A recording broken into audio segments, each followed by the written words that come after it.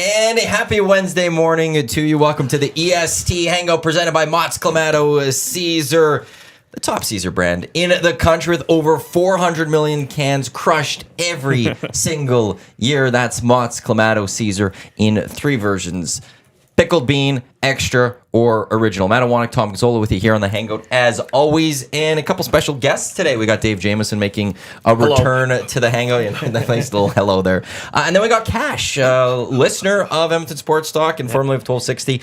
You are the grand winner of our watch party. Is that what we're calling it? That was at Century Casino Sports Bar and Lounge. Yeah. We went for a Thursday nighter. Back in October. What were you watching? Oh, NFL. It was Bears Commanders. Yeah. Well, I'm sorry. Yeah, that's why we did it that night, because we could all just have a nice time with each other at Century Casino, and the game actually ended up being a really good football game. Yeah. Came right down to the wire. Yeah. That's right. Lucas showed up. Yes. Eric's brother. Mm-hmm. He's a Bears fan. And Jay Milne showed up, EST glue guy. He's a Commanders fan. Who is a Commanders fan? Jay Milne. Exactly. You're a Redskins fan, and you morphed over. Well, I know. But Mark Rippon, I think, was one of the reasons. Yeah. Around that time. And he was wearing his commies jersey. Yeah. Oh, was he? Yeah, yes. Commanders and we can both that. respect that. Yes, we can. Yeah. But we had a draw for joining us on the Hangout, and Cash, you were the big winner. So we finally getting this done, and you are here today. I don't win many things, so it's nice to be here. You won our hearts, Cash. And the draw. And the draw. And the draw, But it's good to be here, and to all my AM nasties, I hope I do you proud. Yeah. Oh, I like that. I like that. Yeah, the first winning guest. Then we will have some more other guests. You have a chance to get in if you are a Nasty Club member, annual member, which Cash also is a Nasty Club member. You were laminating the membership cards the other day. I haven't laminated them yet. I saw you trying to. That was a test one. I did a test one, and I really enjoyed it. And I'm very excited to start laminating all the cards. JMO. And I might get into the laminating business. I don't know if you'd be proud or you would just watch in amazement of how focused in he is on laminating the membership cards for the Nasty Club. There is something, and I've done some lamination, let me tell you, over the years. There is something oddly seductive about laminating again and again. I think it's the repetitive nature, and then you're able to hold up at the end. It may be a simple little AM Nasty card and look at it proudly like you handcrafted something. I did. And all you did was slide 3 things through this little machine. Which I got a great deal on. Oh, I'm sure you did. I got it 40% off. On Amazon? Awesome. Yes. Of course I did. I'd been looking at it for a couple of weeks and stuff because I've been getting ready, knowing I need one. And then I went on this weekend and boom, it was 40% off. I was like, this is perfect. I'm getting this now. And I got it done. Oh, I don't think we had a laminator at No, we did not. Okay. We certainly did not. The last week of 1260's existence, I was taught how to properly use the photocopier. Yeah. And I was given my sign-in card. Remember we had our sign-in badges? Yeah. I was like, sign in, it'll track all your paper and this and that. I was like, oh, great. And then 3 days later, you guys don't have a station. And Tom probably thought, okay, I'm now in. I'm in. I can settle in. I can get a house, maybe get a new car. Yeah. Well, I got to tell you quickly about laminators and pro football from my time with the Eskimos. Oh, they would need a lot of laminating. I can tell you, heading to training camp, the number of times I heard, and in training camp, coaches working off too much caffeine and too little sleep, someone would yell, "Where's the goddamn laminator?" Right? Because they have to laminate all the play sheets and all that stuff. It was like every year there was an issue with the laminator. It was great stuff. You just got to get a bunch of them on Amazon at for 40% off. Just stock up. Edmonton Elks, if you're listening and you need some new ones, go get that. So it was the CFL. But it's only $25, Dave. Well, anyone could go get a laminator right now. Okay, and you could laminate things that you wouldn't even think you need a laminate. Only $25. Exactly. See, that's half a liquid lunch. Yeah. If you are an Amazon Prime member, you don't have to pay for shipping. Okay. Otherwise, it's $35 or more. Buy a couple of the pouches that you need to laminate. Boom, you're ready to go. You can laminate anything. Thank you, whatever Jeff you Bezos. want. Thank you, Jeff Bezos. Go Commanders now. Yes. Oh no, he didn't get the Commanders. So that's right. Sorry. Actually, I will say this: of all the things I miss of 1260, what? Okay. What I learned this week, the coffee goes to the very top. No, I should have took my coffee pot with me though. Yeah. Yes, was actually the printer. Having an industrial printer is really nice and very handy, especially when you don't pay for the paper. But it does take up a lot of room You know, when no, you think fair. about it, right? Like, Yeah, I'm not gonna go and say like, "Hey, Dusty, we need to go buy a $5,000 industrial printer to slot in here." Yeah, but it was a nice thing to have that I didn't recognize until my time was over there. That I went, I should have enjoyed that printer a little bit more. Guys, let's not kid ourselves. By the time our station was blown up, there was plenty of room to put that printer. There was nobody in there already. So did they just walk you, like, they walked you out? No, they just said, thank you for everything. See you later. We went into the office of our GM who let us go with the HR. Yeah. And generally what happens in radio is the walkout. Yeah. You get your time to come back later to I've had grab that. what you need. I've had that. in radio. But we're going to walk you out. This one was, feel free to go grab whatever you want. Yeah, take your time. And it was like, go take your sweet time. Jeff Walker walked around the whole building, radio and TV, saying bye to every single person. Oh, man. And like we could have just stayed there all day. I Yeah, could have we just could've. hunkered up, put my feet Could've on had my a nap. desk, relaxed. No one followed us back There to was our no desk. urgency. No, I no. don't- there were no tears.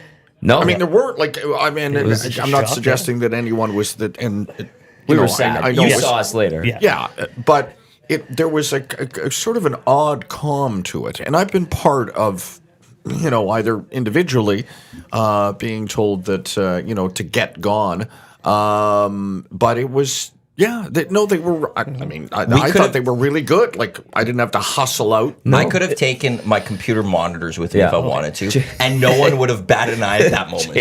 JMO's like, you might want some souvenirs. So, like TSN mic flags and stuff. I think I got a couple stickers from you guys. Yeah. That day. But yeah, so speaking of layoff, my brother's friend got laid off yesterday. Oh no. And they walked him out. Okay. And he's like, "Can I go get my lunch from the?" He's like, "We'll courier that to you." Courier. They didn't want him like pharmaceutical company. Maybe they were worried he's gonna take some information or Sure. something. But yeah, they wouldn't let him take his lunch. What if he had like I a want Yeti that, I want that thermostat? curry. Like, I'd make sure I get that curry Yeah. because I'm like, no, I want to see what it looks like when I get it. Are they gonna freeze it so it look like it's? He left fish in the microwave. That would be God, that's great. It will courier that. I guess proprietary information. That's the fear, Yeah, right? yeah. He runs But I in mean, with let a the guy have thumb his lunch, drive and like, yeah. Well, takes the somebody could go company out. run and get his lunch for him. Like, it's in the blue bag or whatever. Yeah. It's a roast beef sandwich or something. Yeah. I made it. Like, can I have it, please? Well, Maddie and I used to say when we were there is, those banker boxes, right? Which are really nice. You can get your stuff in and they've got two handles so you can actually run with them if you had to. We were always like, keep a couple of those close by. We might have to go quickly here. And then in the end, it was just take your sweet time. Yeah. It was fine. I still have my swipe card. So do I. Doesn't work, I don't think, but I still have my swipe card. Let's find out. Well, They offered Dusty They an didn't even office. take my swipe card. It wasn't even like someone came up and was like, "Hey, yeah, sorry, but like we need your card," which I'd understand. It's a security see, I thing. played by the but rules. I walked think away I with went back in and handed it over. You know what? I anchored sports at CTV. I think it was like 2010. I still have that swipe card somewhere. I was like, oh yeah, this whole thing. it. Ray killed it. I know. Yeah. Ray deleted. I liked it. deactivated and all that. Yes. So I haven't talked to Ray in so long. He's a good dude. I should get to him. Yeah. Wow, he went really there. Yeah, but back to like honestly, if you want a laminator, go get a laminator. It's on Amazon right now, $25. That's my recommendation for the day. It's Black Friday. Treat yourself. Oh yeah, it's Black Boom. Oh yeah. Yeah, it starts tomorrow. It's a good time to get some Christmas Yes, shopping. yes, yes, Just yes, gonna yes, throw that yes, out there. yes, good point. Oiler game tonight, taking on those Carolina Hurricanes. Dem Canes. What have you thought about the Oilers so far this year, Cash? By the way, just quickly before I get there, in the Nasty Chat, a couple people, Nasty Chat represented. People are loving that you're here. So good to see a Nasty on the Hangout from Penner's Pancake. So Nice. there you go. boys. Yeah, it's disappointing. I mean, I think I'm over the shock. I don't know, or I'm still kind of shocked. Was not expecting this at all. I don't know what they do. I think the season is, Cash. hate to say it, I think it's done. I don't think they know what to do, to be honest with you. And they can't really do anything, I think. Okay, there's two things running down the track, side by each there. Yeah. I said to Tom before we came on air, one of the lines I used probably too often when I was doing the show on TSN was, are they a good team playing badly? Teams hit a trough, right? And you get into a funk and you go, wow, okay, they're really good or capable of being really good, and now they're not for, it could have been injury, whatever. But now I can't honestly look at them and go, this is a good team who came out of the gate badly. I don't even know if they're good anymore. Yes, they've got a couple of players that are otherworldly, not this year, and the rest is okay. And so they're a poorly constructed team, some of that by circumstance and some of that by incompetence and bad decision making. So now here you sit, Oiler fans, and you go, well, we're this far in, what are we? Because what Tom, is it 20 games where you sort of say, give it 20, you'll know what you've got. That's U.S. Thanksgiving. I think here we are. had it today. We have 76% of teams that are at the playoffs spot at the U.S. Thanksgiving stay in the playoffs. Are in it to the end. Well, okay, Edmonton. Going to have to break some news to you pretty quick here. Not here, not now. Yeah. It's painful. I was at last Wednesday's game, Seattle, the overtime victory. Yep. That was a fun game. I kind of had some hope after that one. It's like, you know what? They won 3 in a row.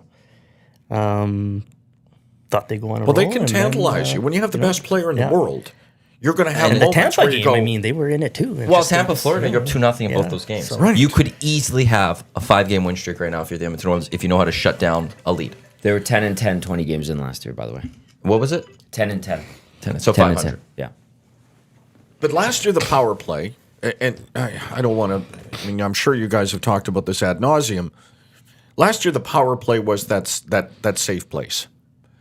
Yes. Just give us a man advantage, we'll figure it out. And they did. Teams would be scared to take a penalty against And the Oilers everyone was- because it was like, that's a goal that you're giving and other up. teams were on their heels when the Oilers had more on the ice than they did. Well, now they're not getting that. And when they do with the man advantage, they are very ordinary. They're, and you can say that there's misfortune in there and, sticks in the way and all that kind of stuff. But, okay, good teams find a different way to be successful. Mm-hmm. And they have not conjured another version of good Edmonton Oilers. Very fair. I said bad team with good players yesterday. Right. It's a good description. Yeah. It just seems like they're lost on the ice, off the ice, scrambling to try to solve problems that they've created. So there was a comment made yesterday. So that's why I brought up the 20-game thing. Someone's like, there was this talk that if they win their next 3, they're pretty close to where they were around the same time last year. But you kind of talked about it, Dave. Like, you could lean on that crutch, which is the power play, and you knew you were going to get 5 or 6 goals a night, even though you knew you were probably letting in at least 3 or 4. Now you get the lead. You have multi-goal leads multiple times in a game, and you don't even think you've got a chance because you could tell their confidence is so rattled right now. And they can't believe in their goaltending, and they can't trust their defense to make the right plays. And it's just, I think, like, the sentiment or feeling around last year's team, you had a few things, i.e. the power play where you could lean on. This year, you're like, I don't know. I don't think it's going to work. You lost to San Jose, for crying out loud. San Jose could barely score 2 goals a game. Mm-hmm. They scored 3 on you for the second time at that point in the season, and you lost. And you played a terrible game. You were the worst team in the NHL that night. Mm-hmm. Yeah. That's how bad it's been so early. Spency 5 Sensi is saying, what upsets me is the Oilers have played some good games this year and they're capable of being good, but they find ways to fail every game. Mm-hmm. Like, why can't this team close down a lead? Is it just simply bad team defense? Is it mind?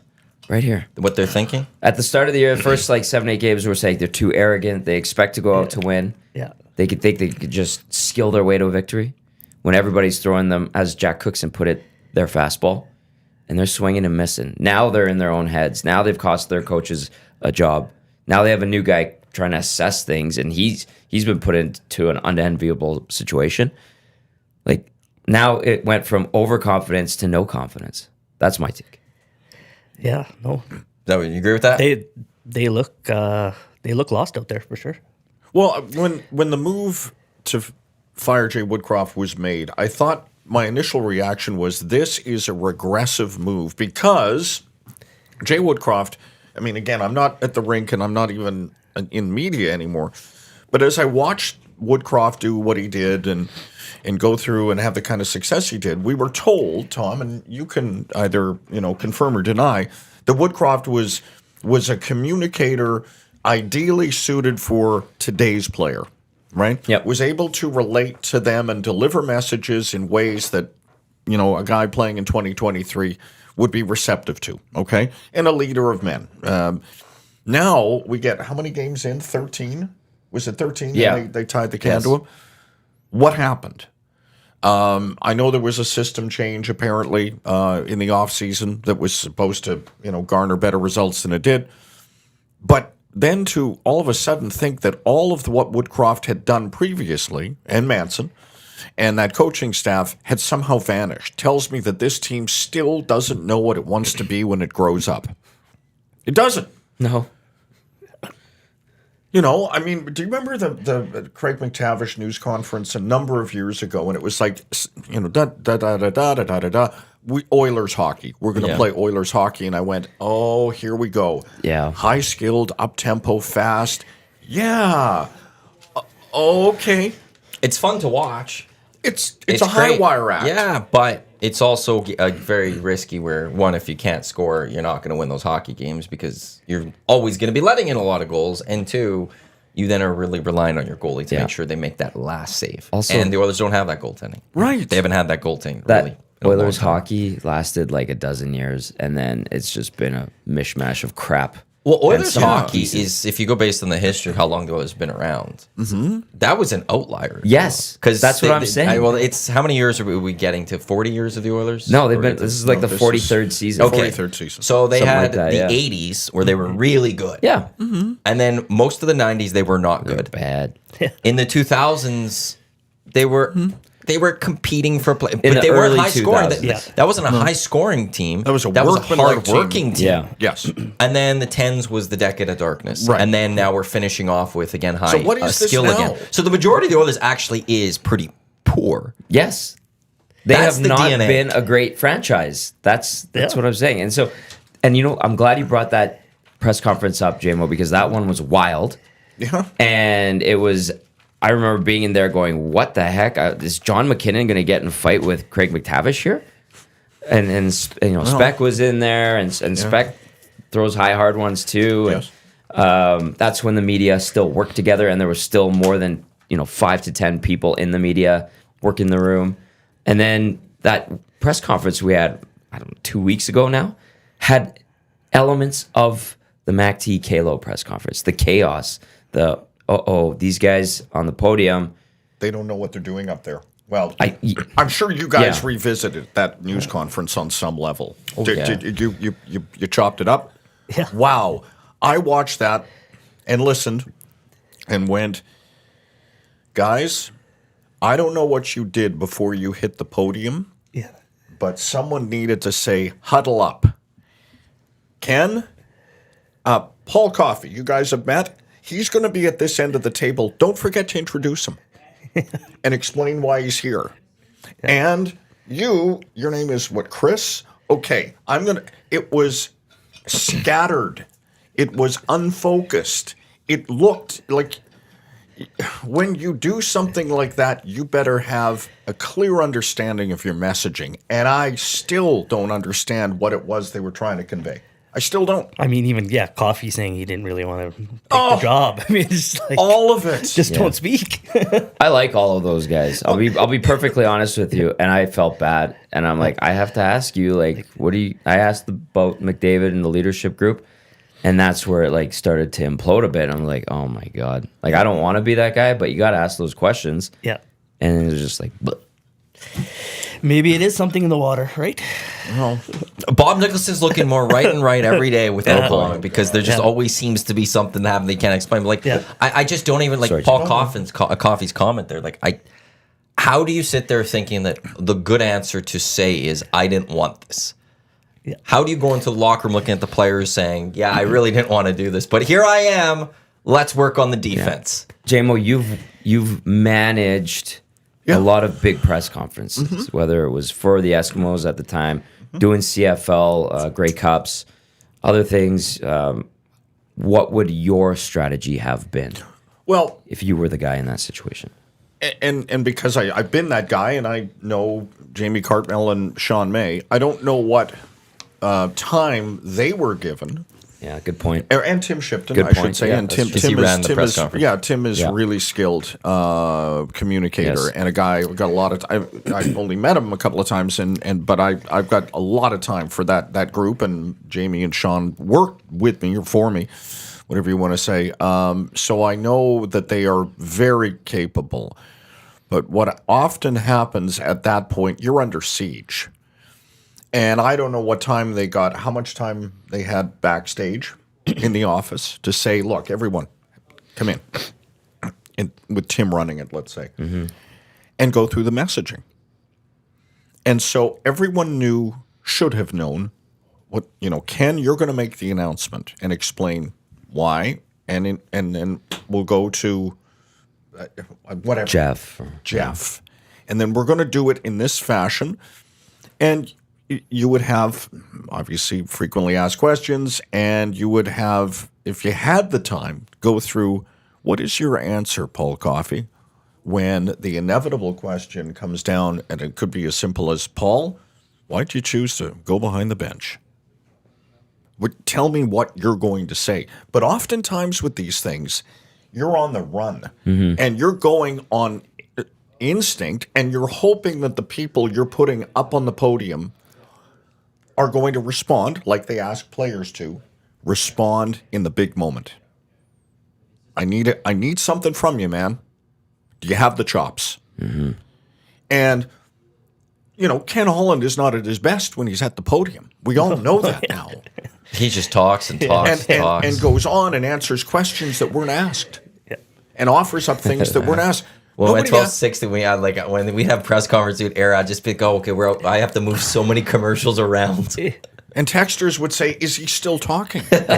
and listen, I have eminent respect upon respect for what he has done, and and his place in the game. But it gets you. That's an important part of the process. Because you come off looking as if you're not sure why you made the decision.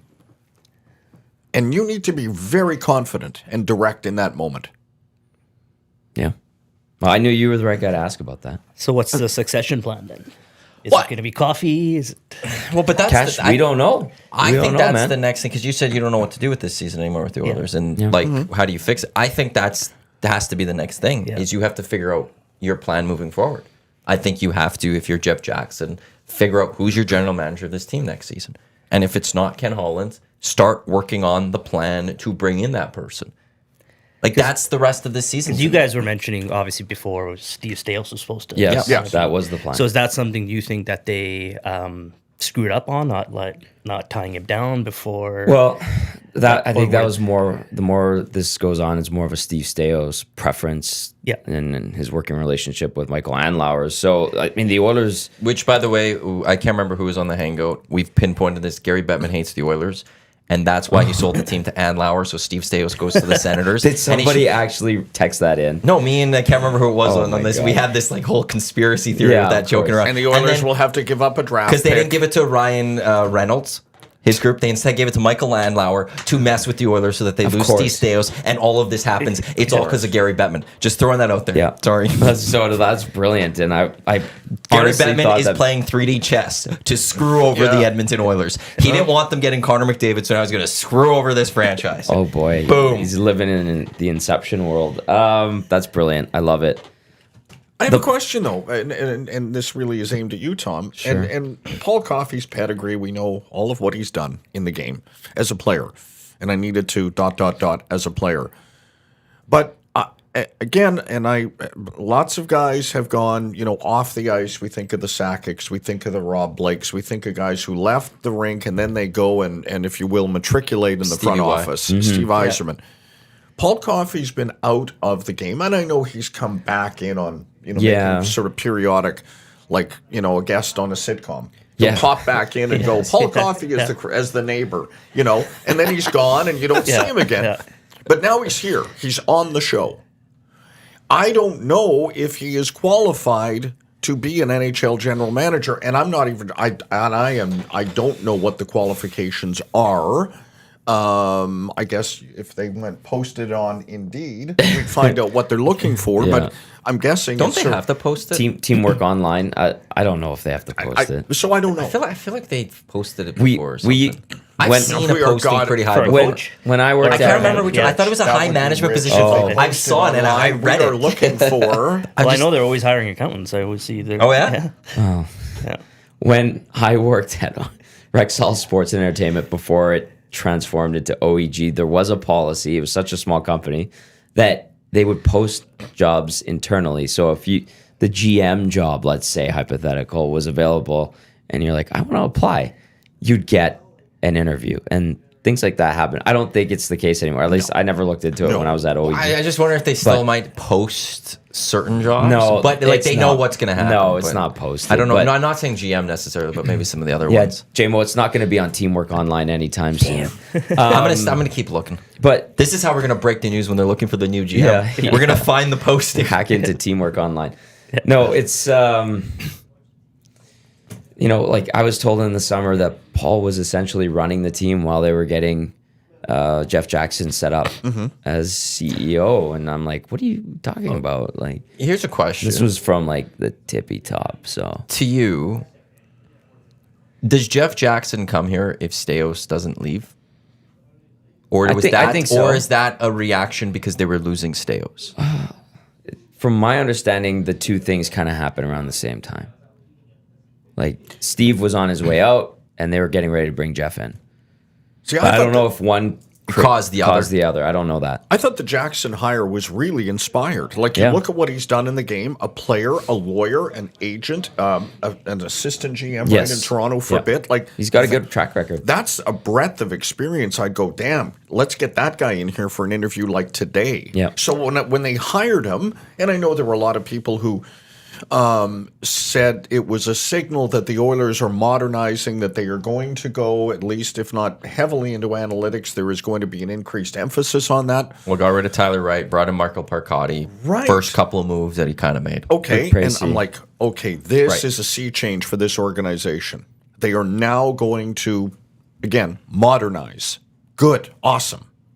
I don't know where Paul Coffey fits in that realm. Where he fits is that he's the buddies of the owner. Yeah. And he's been around this organization, and Daryl Cates just can't get past his buddies being part of this organization. That's what it feels like. So Jackson, is he taking over Bob's old job, or is Nicholson still Bob's around? still kicking around. What's his? I don't know. He's more He's there. business side, I think. Oh, Yeah, okay. he's more business And- side. Yeah, and It's- just I thought that Jackson sees took Bob's over. kind of getting ready, Minister without portfolio. Yeah, Just getting kinda ready to rolling. Yeah. go into retirement. I That, think. just as you said, like I feel like he's like, We haven't seen anything from Bob in a while. no, we don't It's know. nice to see him in the press box. We say hi, see what's going on. That's Okay. about it. Doesn't get any deeper than that, really, anymore. Yeah. It used to get deeper. Now it's Because just, usually it's he's in on the press conferences, right? Yeah. Not Anderson anymore. there, so- No, No. because it's No, that's there's not no Jeff need. Jackson's team, and Yeah. But then then where this is all weird now is okay. So if it goes Daryl Cates to Jeff Jackson, who then goes to Paul Coffey, but Paul Coffey has the ear of Daryl Cates as the advisor. Well, You're now going around Jeff Jackson. and, DK, Paul, Jeff. oh, okay, but so then Paul's going to have to be higher than Jeff because he's got the ear of the That's owner. why I'm going like this, I know, staggering. and If you're not so watching, I'm staggering. But I don't think that's how they're Day-to-day going to basis. have the org chart looking and stuff. But now, okay, if he's number 2, he's also on the bench and assistant coach underneath the head coach. That's just the perfect example. You want to go to business school and talk about a dysfunctional organization, and you want to show a dysfunctional org chart. There it is. There's there's your many case study that you dysfunctional could org point charts to and over go there. boom, boom, boom, boom, boom. This is what we Oh, can I'm do. sure. In the NHL and Yeah. in sports, they can talk a lot, and they do, about how, and sports has changed a great deal, and how it's run and how it's played and all of that other stuff. And then the default is, let's just surround ourselves with guys we like and our buddies. Yeah. Yeah, Because won't it be fun? yeah, and it usually ends in an absolute disaster. Yeah. That is true. Yeah, no, that's Good why point, we Jimmy. thought, okay, this Jeff Jackson thing is somebody Yeah, outside I of thought it was great. And, you know. like Cash, it's still so early in his tenure. Like he's inherited a lot of these issues, like the salary cap. He didn't create that problem or mess. Indirectly, he created a little bit of issues for next year as being the agent for Connor Brown. Yeah, but Also, that was indirectly. It's not like he was fighting for his clients, and he did a great job there. I will give him full credit for that one. he's doing his job. Absolutely. Exactly. Yeah. But indirectly, so part of a cap problem coming now- is Jeff Jackson's fault. But Now that they was offer him another mess for CEO, next and he year, goes, so- "Yeah, oh shit, now I have played to his deal 10th with game. this." Yeah. So that's Yep. 3.25 next year. And Yep, as I keep calling it, the penalty. The penalty, man. It's a what penalty. are they projecting the cap to go up? 4 mil. 4 mil. So the Oilers get to go up $750,000 because Connor Brown's through. Unless there is the chance, depending this year how things work, some of that can be on this year's cap if they could shed some salary. Yeah. Some of that could trickle into this year's cap. It's a mess. But it's just an absolute mess. But 2 more games left on this road trip. Do the Oilers win any of these next 2? That's Still split. You think? Yeah, I just because you know what's the it's problem them. for Friday? What's that? It's a matinee game, Dave. Well, yes. You want to come to the watch party and get absolutely hammered? Hammered again? Yeah, the Oilers and matinees. God, I know you love that one. I've thrown that one out there a couple times this year. On a Friday. on a Friday. I used it. Yeah, Carolina's a very good. I mean, it's odd for me still, and I know, like when Tom Dundon bought the team, I thought, oh boy, here's an agent of chaos. Yeah, and I understand he's a very brilliant man, very successful. It's a little chaotic with the XFL and weird. a little bit, and it was or no, chaotic Alliance. out of the gate. But by God, they've constructed a really good organization. Yeah, by all accounts, both from the back end, the analytics, and all of the player development and support, and all of that stuff that produces really good cohesive NHL teams, led by a fantastic coach. Mm-hmm. Yeah, so it can be done, people. I'll give credit to also Don Waddell. Oh yeah, I'm surprised that he's turned out to be this good of a GM because my recollection of him is only Atlanta Thrashers. I don't know if much else, and it didn't go well in Atlanta. The ownership in Atlanta was a mess. Apparently, an absolute disaster. So the Atlanta starts early 2000s. They leave 2013 or whatever. So I was young, getting into just my teens and stuff. Maybe I hit 20 by that time. Mm-hmm. So I didn't have knowing about all that, but I just looked at him and went, "This guy just doesn't know what he's doing." He looked old, and he looked like he's a man out of time. But then he comes to Carolina, and all of a sudden, doing some really nice things there. And Rob Brendamore is a fantastic coach. Yeah. They replaced Bill Peters because of his issues, but then you think, well, they were a good hockey team under Bill Peters. Can you continue? Well, Rob Brendamore does it just fine. Yeah, I know there's a hate in this city towards that franchise a little bit. That's almost 20 years ago, by the way. I know. I think we probably should move on and give them their due. Their due. But it's one of those. It's a team I want to kind of root for because there's so much to like with that organization. And the rink is jammed. And they are thoroughly invested in that community, from what I can tell. And I'm just a fan watching. And that was a turnaround too, because they were struggling before. They had I remember going there a couple of times. They had 6,000-7,000 people in the stands. We're like, we don't talk about them anymore. What's going on there? Gary's Southern Belt type thing is struggling. By the way, I'm very jealous of Jamie and Sean May and Jack Michaels and Tony Brower. Because of the day off in Carolina. Yes. They got to go to Duke game. Yeah. As the lone Duke Blue Devils fan of The Office, I'm very jealous. When the Hurricanes were struggling, a friend of mine said, well, what do you expect? The people down there only care about smoking and car racing. And I thought, God, that is... In Carolina? Yeah. They like it around and around and around and around. Just don't turn stop, crash, and then hand me a dart. I thought, well, that's an overly simplistic description of people from that fine area. It's beautiful down there, but I guess they like a lot of places. Yeah. They like it when their team's good. Yeah. And some of the best barbecue I've ever had in my life with the most succulent sauces. The concoctions they come up with are amazing. But left-hand turns, drinking beer, watching wrestling, no sleeves on Sundays. Yeah. Talladega, baby. Good accent. Thank you. Well, I lived in Oklahoma for a bit, not far away. No, I know. That's really well done. You did, yes. Apparently, South Carolina is beautiful. Mm-hmm. The beaches there are beautiful. Right. you generally wouldn't think of, but I think the whole Messier family lives there. oh yeah, Yeah. I need to travel there a little bit. Go watch Great some college golf. football. Great golf. I know. Yeah. Myrtle Beach is some Yeah. really good. You could do those often. There's one course from South Carolina area. Can't remember which one it is. That's often on the sims that you go to. There's one. It's a big one to hit on. It's very like humid and luscious. Plenty of moisture, if you will, in Carolina. The South. Yeah. You a golfer? I am, yeah. Are you? I don't get it out too much anymore. No. I've got 2 young kids, so Oh yeah, the kids always is. you know. But hopefully next year. They're getting older now, so I can Teach You them could start the to ways. take them out. Because that's I the key. I can, feel like but- I've learned from watching people with kids is that it's you start getting your kid into it, so you Yeah. can take them out, so you can hit the golf ball. Yeah, I don't know if my girls are gonna. I got 2 girls, so they're more into other things right now. Like, Are you a dance dad? I am. Yeah. Yeah. Gager says it's so expensive. Yeah. Oh, Dave? yeah. I was a dance dad. yeah. My son danced for 2 years in Boston at the conservatory. He got a scholarship. Was one of 3 Canadians to that year he went in. And it's, oh, yeah. Yeah. Yeah, There's yeah. a studio, the one that my daughter goes to. It's really close to our house. And it's packed. Like they've got stuff every single night, weekends, everything. really? Yeah. So, yeah.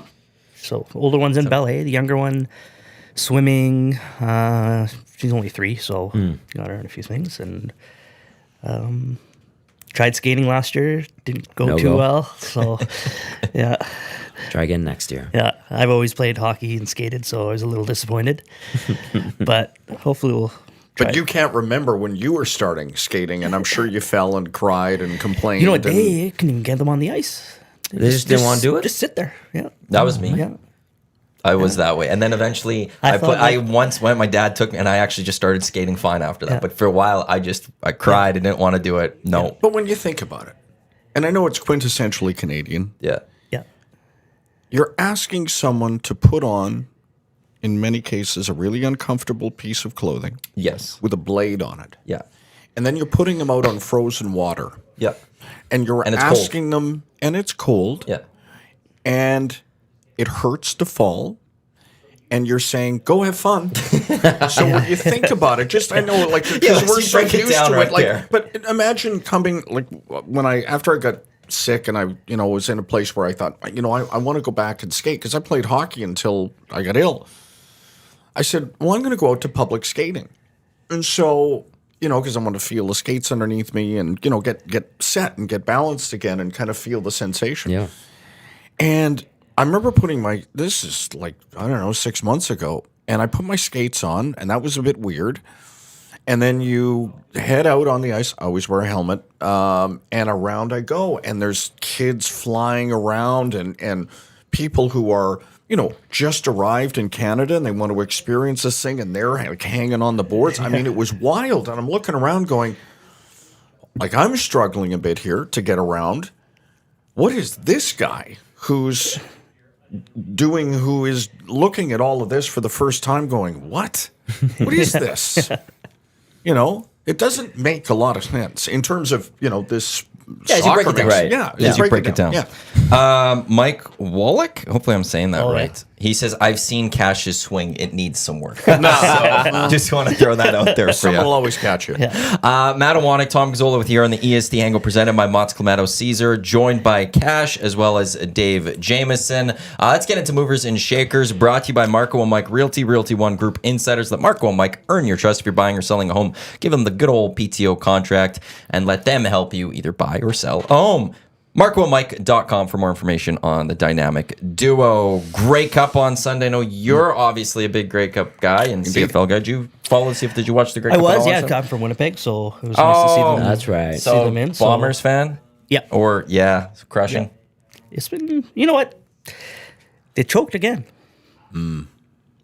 Like the new Calgary Stampeders. Oh. So, I mean, they're on a good run now. They've made it 4 in a row. I was at the first one that they won out of this. The one in the one in Calgary? The one in 19. Calgary, Nice. yeah. Drove down there. Some of my buddies from Winnipeg met me up there. But for a 9-team or 8-team league, like they didn't win since '91 before Yeah. that, which was really Until that first one, Yeah. in my lifetime, they had never won. Yeah, they had Right? made it to Yeah. a couple finals. The year I think 2001, they lost to Calgary, who was sub 500. Yeah. Yes. That would have been the Kahari Marcus. Jones, Milt Steele, Yeah. Charles Robert era. Marcus Crandall was the quarterback in Yeah. Calgary. Yes. Yes. Oh my God. They should have won in 07 if Kevin Glenn doesn't get hurt. Yeah. Yeah. Right. They That was- beat that Ryder team. Yeah. Yeah. That was Dinwiddie who had Yes. to go in at First quarterback. ever CFL game through Correct. three picks or 2 picks or something. And But Lenny Kravitz was the halftime show, and he absolutely balled out. He was awesome. can We they went keep to, this team together? I don't know too much about like the contracts and whatnot. But Yeah. obviously, they're going to have to lose some players probably. Yeah, you always do. Yeah. But Yeah. they haven't. That's the one thing about the Bombers is I feel like I've said that in the last couple of years. That they win the Grey Cup after the second one. Now people are going to go get their payday. And then last year they lose. And you're like, okay, well, people are going to get their payday. And they all come back. Yeah. But I think what they do in Winnipeg, I've heard this for any number of reasons. Wade Miller is really, I mean, the Bombers do so much so well off the field in terms of their business. And Wade Miller was a very successful businessman in the city before he was a player, obviously, for the Bombers. And then, he ran businesses and then came back to be their president. They've done a really good job of getting their players into jobs that they can do while they're playing and then transition post-career. Like Adam Bighill is a financial advisor. And I think guys like that are staying and taking less because of the fact that the Bombers are really supportive in that area of helping them build careers post-football. You're essentially getting 2 salaries in 1 year, right? Of course. Yeah. Yeah, I mean, even here, with my time with the Eskimos, guys like Sean Fleming, Chris Morris was a teacher all through their careers. There was a great story, and I think that some of it is true. Bob Cameron, long time Winnipeg Blue Bomber. Yeah. He played till he was like 50, didn't Bob he? Cameron took one check because he was very successful real estate investor, and so his football check, if he got it, he just tucked it away, never touched it, never looked at it. Oh, great, another whatever it was, tuck it away, tuck it away, tuck it away. And, if you do it well and you can build a second career, you can have a real nice nest egg there. What platform? Because there's, people like to mock. They compare CFL salaries to NFL, and they're in two totally different levels of existence. Right. But like you talk about what you can do as a CFL player, what avenues open up to guys who are in the CFL that maybe some people have to work half their career to just get, because you're a CFLer, you have all these connections to movers and shakers in the city. Like, it is pretty good. It sets you up if you want to take advantage of it. If you want to take advantage of it. And there are guys that played, and I'm not, they shall go nameless, who just thought playing was enough. And then the career stops, and it's a hard out, either through injury or, hey, you've aged out of that position and it's time to go. Younger, cheaper. And they haven't given much thought at all as to what they're going to do. But some guys just do it unbelievably well. Again, I go to Fleming, Morris as a teacher, work a full day at school, and then imagine you get, dealing with high school students. Wasn't there a surgeon? Was it Carlo Panero? Yeah. Yeah, he would come in to practice in his scrubs Oh, wow. after throwing down an all-nighter at the U of A. And you're like, whoa, I am not going to complain that I've had a long day, because you've actually been doing real stuff. And he would walk in, or we'd be getting on a charter in his scrubs and studying for his next exam. Yeah. And you're like, oh, okay. So what's like the bottom salary of a CFL player? It's down. It's I like think it's 55, 65 65,000. now. That's So- just. I wonder if I could, because this last few CBAs, 'Cause you'll- they've they slowly bumped it been up. going Yeah. up. But a Canadian. Yeah. So for the Americans that are coming up, obviously this is the exchange rate, and the dollar's not exactly Your the best Bertrand right Berry now. story's the best about that. Minimum salary. Trying to see if I can find a new one. I think it is 65. In 2023, 70,000 was the minimum salary. Yeah. And in 2027, that'll increase to 75,000. So it's okay. It's pretty decent, yeah. Yeah. Still might have to do something on the side after. But you have half a year to do it. Yeah. Right. Yeah, because that's only half a year of Yeah. pay you're getting, really. Yeah. You know, you're there from, because there's no mini camps really in the CFL. There's not. This isn't an NFL 365 job. No. You come in May, and if things go well, you leave in November. So you got December, January, February, March, April, really 5 months to either do nothing because you've done well with your salary through the CFL, or have a different job that you could double dip. Jocelyn via the Paris Jewelers inbox with a couple texts. I used to hate the Canes, but COVID and watching them in the bubble, I found my team, love the players, the coach, the broadcast team, the city, best bunch of jerks around. And then Jocelyn adds, Hank Olisic was my chemistry substitute when I was in 10th grade. Yes. I was the only one who knew who he was. That's what I love about the CFL. Yeah. It's those things, right? Right. And, oh, God, Hank Olisic. Hank was just awesome. I think I've told this story before, maybe on the Hangout. So, I forget the year. I should know it. We need a kicker fast. Fleming is hurt. I remember this year. It's like late 2000s? Yeah, somewhere in there. And Hank Olisic is obviously he'd been, an Eskimo. He was like 16, I think, because they found him in high school. Wasn't he at St. Joe's? St. Joe's, Yeah. and they saw him kicking the head scout Frank Morris, legendary way Frank off. Morris, and he's like, "Who is that kid? Like, what is that?" I mean, he was kicking the ball in a way that they hadn't seen, punting. So they get him to, sign, and he goes to high school, but comes over and kicks and plays for the Eskimos. And so he has this great career, plays elsewhere, Toronto, and so we need a kicker. And Hank's without work. He's back home in Toronto. He had a very successful ad agency, owned a Boston Pizza, and he was on with life. But he stayed in impeccable condition. When you have an idea that a kicker is a tall, thin guy, yes, he's got one leg that's really strong, but, they kind of have a look. Yeah. He's built like a truck. So Dwayne Mandrusiak says, you better be down here when Hank comes in to the room. And I had met Hank, in May of in my time, somewhere along the way. So I said, okay, I better hustle in. He arrives, and he looks cool. Like he's got some money, and he dresses well. And Dwayne goes, hang around until he gets undressed. I'm like, well, that's creepy. Thanks, But Dwayne. what the hell? It's kind of what my work environment is. So I'll hang around until he, gets down to the bare essentials. And we're not talking, but he gets down to almost the bare essentials. He's wearing, of course, a thong, a leopard skin thong. Come on. Wow. Yeah, but the young guys, they're like, holy shit, that guy is more ripped than all of us. Like, it was one of those, oh, that's the kicker? Like, holy, we better start maybe hitting the weights a bit. Like, it was one of those. He was a specimen. He says he signed with the team in 2001.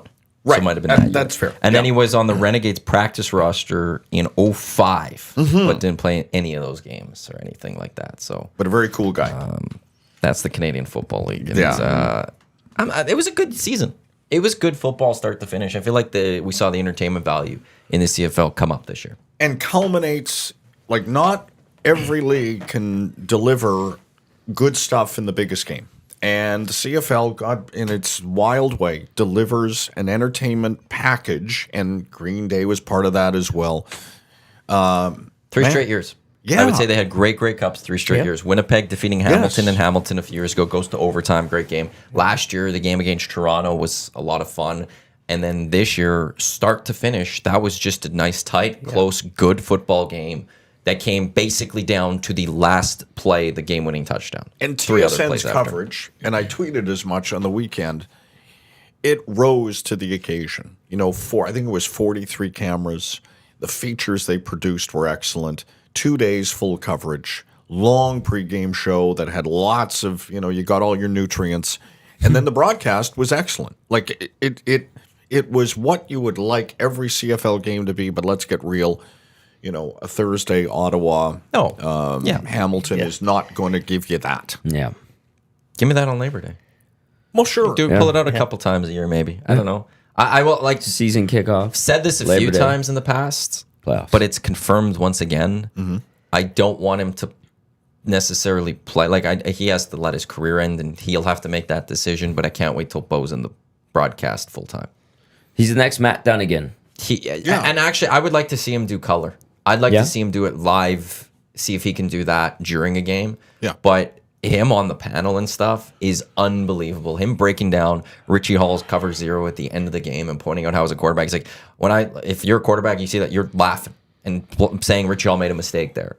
Like he's made for the booth or made for the panel. Yeah. And I can't wait till he does it. And it's a shame that no one like Michael Riley's kind of gone off the map because he would have been great for that too. But like no one, we never hear from him anymore. Bitterness. Oh, and is there? how it all ended. We never hear from him anymore. No. Like Yeah, there's never been a thank you, Mike Riley. Yeah. There's never been a. I haven't been able to.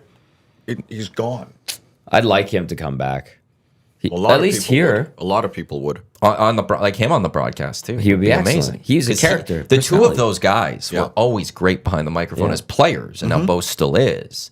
But it's clear that it's transition. Like we all said, that guy should be on TV, Right? And it's working. Yeah. And I just want to see more of him on TV. Freezer Bag loved your Hank Olisic story. Oh, And by loved, I wrote, that is so cringe, the leopard print thong that Hank Olisic apparently wore. Hey, we don't judge. You know, can you kick the ball and get us out of trouble here? Yeah, kick it far. Yeah, just and kick accurately. it far. How long were you with the Eskimos for? 14 years. Yeah.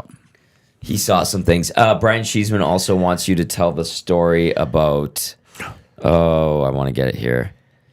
Missing contacts straight from JMO this morning. Oh yeah, Please, because and I told Barnesy, Dan Barnes, gotta and hear this. Cheeseman.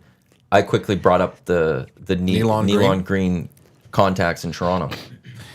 Okay, I'll give you an edited. No, not an edited. I mean, it's a quick story. So we play in Skydome. It's Don Matthews as our head coach. Rest peacefully, Donald. And we're playing the Argos. It's in front of a disinterested gathering at Skydome. And our quarterback is struggling. And by struggling, I mean he is throwing the ball. He hit Sean Millington on a short, like just a crossing. Sean Millington is a massive fullback and a running back, whatever however you want to split the difference there, and should be able to absorb a throw from pretty much any quarterback. He's a big dude and strong, and Nealon Green threw the ball so hard Millington's like, whoa, back it off a touch here, Nolan Ryan. And then we noticed that Nealon Green is looking at the scoreboard to figure out what the coaches are yelling at him, like he's squinting like Mr. Magoo.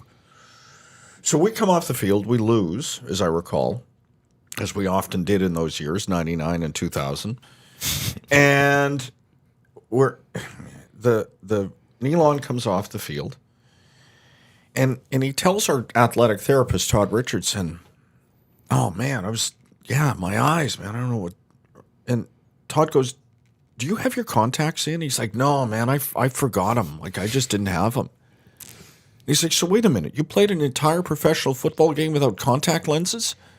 Dude, I have all of your contact lenses right here in this bag. Like, all of them. Oh, yeah, wow. Okay, yeah, wow. So they're having that conversation. At the same time, I'm opening the door. A lot of teams used to hide and make the media wait outside. Don was like, yeah, we lost. We suck. Open the door. Let him in. So I opened the door. At the same moment, Hisham El Mashtub, rest, not a lot in peace, but just rest. He's passed. He goes, if you guys tried as hard as I did, we wouldn't have lost. And all of a sudden, it's all quiet in the room. And I look around, and Torrey Hunter goes, oh, yeah? Really? The coffee urn is knocked over, and we got to fight. No. Yeah, and I'm like, Don, still open the door? He's like, yeah. Come on in. So I'm like, Joanne Ireland, Jerry Prince. I went, welcome. Let's have at it. Yeah, 42 of our best to ever wear green and gold. Who would you like to talk to? As they're beating each other up. The blind quarterback, the center that's just caused a brawl, who's now crying and running back to the head coach saying, Coach, my teammates don't like me. Mm-hmm. Yeah. So we weren't always the best. Let the record when's the show. last time Grey Cup was Edmonton? 18. 2018. 18. Yeah. So you're looking at, I would say, probably 5 years till it could come back here. Yeah. Yeah. Because turf. it's Vancouver next year, Winnipeg the year after. Knew a bunch of things. Yes. You need Toronto and Ottawa haven't hosted in a while, so they would be kind of up next. Now there is a bidding process, so maybe they don't want to bid. I don't know why they wouldn't want to bid. So I would think we're still 5 years away from Edmonton. Have you guys ever seen the Grey Cup? Oh yeah, It's it pretty is. beat up, eh? They fixed it. Okay, They so fixed it. when the last time the Eskimos won would have been what? 15. 15. So In Winnipeg. I played hockey with a guy who was a equipment manager for the Eskimos, and or Elks, and so one day he's got his day with the cup. I didn't know equipment managers get the day with the cup, so he brings a cup to the change room before our game, and we're all looking at it, and it's in pretty rough shape. There's a few dents and I whatnot. blame JMO for some of those dents. So then we go, we start the game, and I'm like, "Are you gonna have to take this somewhere, or like is someone gonna come pick up the Grey Cup?" They no, we'll just leave it in the change room, unlocked. I used to drive around with it in my car. There's no keeper in the Grey Cup. No. in a hockey bag. Like There is seriously, a there was keeper, no. There but is not now. with them all the time. Yeah. And there isn't. Is it not? Has that changed? No, that? there was 'Cause a there is one. keeper. Because Jed Roberts gave us this book Yes. that the keeper of the Grey Cup wrote, a kid's book. Yeah. Right. Great book. Too. There was a guy that would bring it around and do sort of the ceremonial and the trunk and everything. But I drove the car around. I've had it in my kitchen. I've had it all over the place. I had it in the seat of my car with a seatbelt around it. We took it one night, we being, the equipment staff, myself, to the sidetrack. I think it was after the 03. Remember the sidetrack? Yeah. The I lived railway right across car? the street from it for a bit. And we brought it there, and it was chaos. We lost it on the dance floor. Someone was running around with it. I mean, it was full on. Yeah. But the cup is prized, but the actual cup is treated like. I just can't believe we left it in the change room, just unlocked change room. I'm surprised you didn't bring it and sit it on the bench. Just have it. He's like, "Oh, Take a it's shift, okay, yeah." skate around with it while playing hockey. Why not? Yeah. What else are you doing? By It's the way, that the was People's Cup. It is. Movers the and People's Shakers brought to you by Marco and Mike Realty, Realty One Group Insider, marcoandmike.com. Nasty chat. This is the EST Hangout presented by Mott's Clamato Caesar, Tom Gazzola, Iwanyk, Kash, Dave Jamieson with you here. Couple of comments on your kicks, Kash. Oh, yeah. Dash saying, love the Jordans, Kash. Johnny saying, those are classy kicks for sure. Are those Jordans? They are, yeah. Oh, yeah. They are, okay. Because they are, those were sharp. First thing I noticed when you walked Yeah. in. It's, Well, I only wear when if it's raining. I'm not going to wear them. No. No. Cash, no, you brought it today. You got the black gray look with the red accent. Cleveland hat. I like this. I respect the hustle here.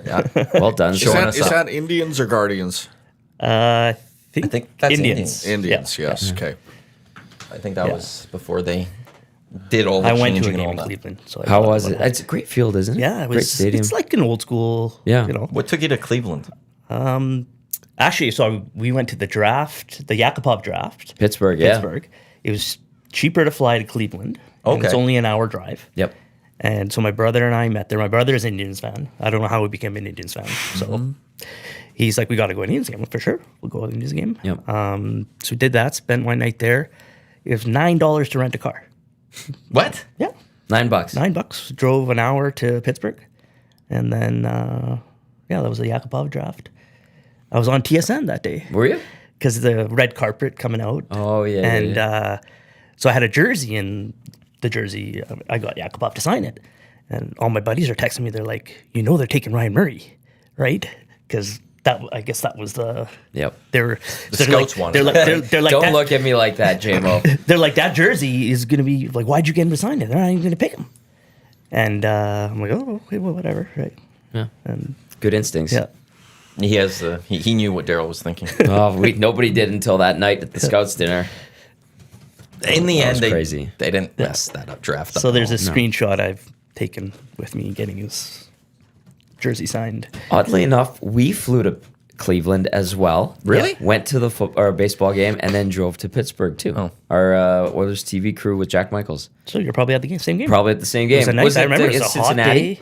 And Aroldis Chapman threw one like 5 feet over the backstop and it hit the netting on the back and came flying back to the plate. It was unbelievable.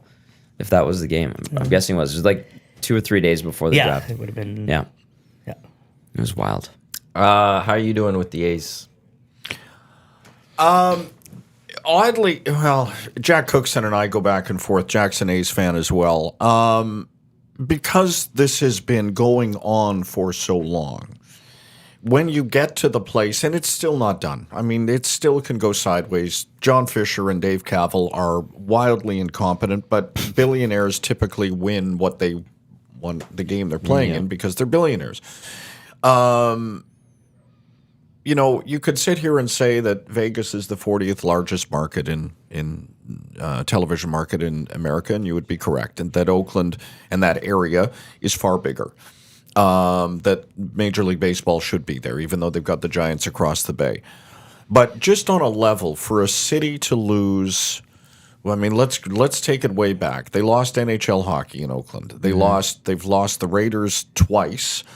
They've lost the Warriors to San Francisco, and now they're going to lose the team that really most closely. I mean, yes, the Oakland Raiders, sure, black and silver, yeah. But the Oakland Athletics have been there like 55 years, I believe, and they really were a defining, like one of the greatest baseball players in the history of the game. Ricky Henderson is from there, like from. That city was raised in Oakland. And he becomes who Ricky Henderson is. It really hurts. I'm not going to sit here and say I'm never going to watch a baseball game again, but the Oakland A's are the team that I've lived in Vancouver for 31 years, grew up watching the Canucks, God love them, and have been here for a long period of time. But I don't feel a kinship to a sports team like I do to the Oakland A's, just because of what they've done. They defined baseball during various periods, and they look cool, and they were cool, and and to think that they're going to go play in some, great, it'll be a cool thing just off the strip, good, so people can roll in and get drunk and gamble for 2 days and maybe find their way over to watch a baseball game. Awesome. That's really defining. Like Vegas, the Golden Knights are Vegas's team. Yep. Anything that comes after is you're just pretending. They don't even want the baseball team in No, they don't Vegas. want them. They like the Raiders because it's the NFL. Yeah. The Shield. Right. So they're building a new stadium for them? Yep. We're going to tear down the Tropicana, Cash. Oh, really? I've seen so many different renderings of stuff. Of what they're gonna do with that too, like I don't know. And all of them are a lie. There was one where it was like supposed to be like the sphere. Well, it was almost like the sphere where they were gonna have it like a screen on the roof or something, so they can make it look like you could see outside or something. I don't know. There's there's been a lot of weird. So they're playing happening. one more year, right, in Oakland? Yeah, that's gonna be a fun year. Yeah. Have you been to the stadium? And it's odd. I've seen the A's elsewhere, but I've never been to Oakland. But I'm going to go Maybe this year. This year, yeah. It's absolutely brutal. Steal a seat or two. You can do whatever you want there, and I know everyone's going to join you. But I'll tell you what. I don't know if you guys. It'd be cool to go see it. I guess you follow the Last Dive Bar, baseball's Last Dive Bar, but they're called Last Dive Bar. It's a fan group, and the guys behind Cell. They're the guys behind Cell, and there's a bunch of other It's a fan base. That is, I mean, everyone says, we're the best fans in sports. I would argue that these guys are, because they've been under duress for years. I mean, even when the A's were winning, I know you didn't ask for a history lesson, but when they won 3 World Series in a row under Charlie Finley, they were a cheap team, and they hated each other, and they were still the best team in baseball. Like the players, I mean, the old saying was 25 players, 25 cabs. Because, you might be the center fielder and I'm the right fielder, but I kind of hate your guts. But when we put on white shoes, we're really good together. And they were brilliant. And so over the years, I mean, it's been a baseball team that has succeeded despite having abusive relationships with the ownership. From Charlie Finley to John Fisher, Lou Wolf was pretty good in there. The Haas family owned them. They were pretty good. But what John Fisher's done there is abusive to the fan base. With other teams go, well, the owner isn't very good. He doesn't want to spend. No. How about this? Like, you have a possum living in your press box, and they will not pay an exterminator to come in and get them out. They won't get the feral cats out because it's money. There are people. They've got folding chairs in Oakland Coliseum because the other seats, like that are generally industry standard, bolted down. So they've just taken a couple of folding chairs and just put them there. That's your seat. That is the worst stadium I have ever been to.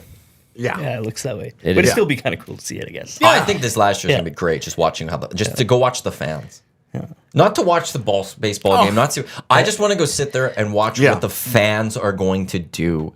Because they're not going to care. I may go and not. And again, talking to Jack Cookson of Pro Am Sports. By the way, there is no better place to get your memorabilia. You go. I might go there and just tailgate and just go in the parking lot. Bring a knife. Oh, I know it's tough. It's a hard town. Oh yeah, but they make no apologies. Yeah, it's tough here. You know. How were they when they lost the Raiders? Because Raiders fans travel well. Like, they're loyal. I think a lot of Oakland residents go to Vegas to watch the Raiders. Yeah. Because I went to a game in Minnesota versus the Raiders. There was tons of Raiders fans there. Yeah. Them, Steelers, and Packers, I think, are some of the biggest. Bills, too, I think. Traveling. Yeah. Yeah, I think. Bills. I think they've gone there. But yeah, Steelers and Packers, I think, like, it's just known that wherever they go, it's a home game. I'm surprised there's only a possum living in the press box at Alameda Stadium or whatever Oakland, they're calling Alameda it now. County Stadium. They've lost everything in the last 5 years or whatever it is, between the Warriors, between the Raiders, and now the A's. They've lost, and like now the Warriors, I know they're across the bay, but it's not their team now. No. Right? It's too glamorous. The ballpark and the arena where the Seals used to play are like right in the same area, right next to each other. And I remember we went to the first Oakland A's game I went to, and I'm like, what arena is that?